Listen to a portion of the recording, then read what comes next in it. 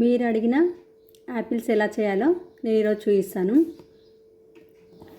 పుట్నాలు ఉంటాయి కదండి, పుట్నాలు చూడండి, పుట్నాలు ఉంటాయి కదా, ఈ పుట్నాలు మిక్సీ జార్లోకి తీసుకోవాలి. నేను ఈ పుట్నాలు ఎన్ని తీసుకుంటున్నానంటే ఒక 5 చెంచాస్, ఈ చెంచా దగ్గర ఒక 5 తీసుకున్నాను, 5 చెంచాలు.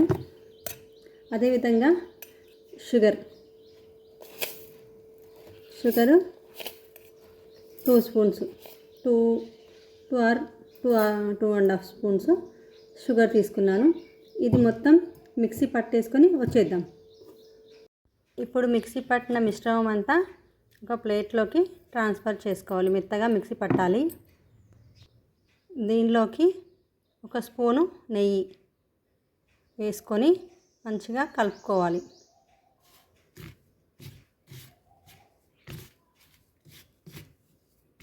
ఇలా మంచిగా కలుపుకున్న తర్వాత వేడి చేసి చల్లార్చిన పాలు ఉంటాయి కదా, కొన్ని యాడ్ చేసుకుంటూ దీన్ని చపాతీ మిశ్రమంలాగా చేసుకోవాలి.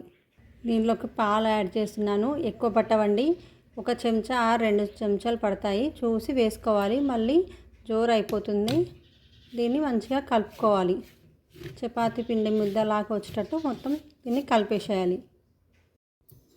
ఇప్పుడు మనం తడుపుకున్న ముద్ద ఉంది కదా, దానిలోకి చిన్న పిండి మిశ్రమం తీసుకొని రౌండ్గా చేయాలి.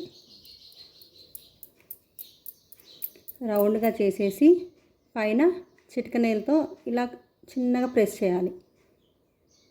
ప్రెస్ చేసి సైడ్కు ఇది ఉంటుంది కదా, ఇట్లా సైడ్కు మొత్తం దీన్ని రౌండ్గా చేసేసుకోవాలి. దీనిపైన లవంగం ఉంటుంది కదా, ఇలా పెట్టేసేయాలి. లవంగం ఇలా పెట్టేసి సైడ్కు ఇదేం చెప్పుకోండి, పిస్తా గార్నిష్ చేసుకుంటే అయిపోద్ది. యాపిల్ రెడీ అయింది. చూడండి, చాలా సింపుల్ అండి చేసుకోవడం. అలాగే ఇంకొకటి చేస్తున్నాను చూడండి. దీన్ని రౌండ్గా చేసేయాలి. మనం ఏ సైజు కావాలంటే ఆ సైజు చేసుకోవచ్చు.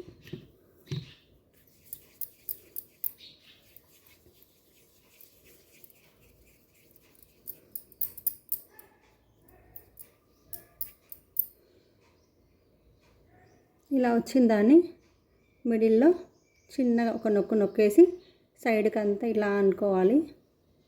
రౌండ్ వచ్చేస్తుంది కదా, దీంట్లోకి లవంగాన్ని పెట్టాలి. హాఫ్ కట్ చేసిన పిస్తా పక్కకు పెట్టేసుకుంటే యాపిల్ రెడీ. చూసేయండి ఎలా ఉన్నాయి యాపిల్స్, బాగున్నాయా? సింపుల్ అండి, దీన్ని తినేయచ్చు కూడా. మనం ఏం డీప్ ఫ్రై చేయాల్సిన అవసరం లేదు, ఎందుకంటే పుట్నాల పప్పు, నెయ్యి, చక్కెరనే ఉంటుంది కదా, అన్నీ తినే ఐటమ్సే. ఎంచక్కా డెకరేషన్ చేసుకోవచ్చు, తినేయచ్చు.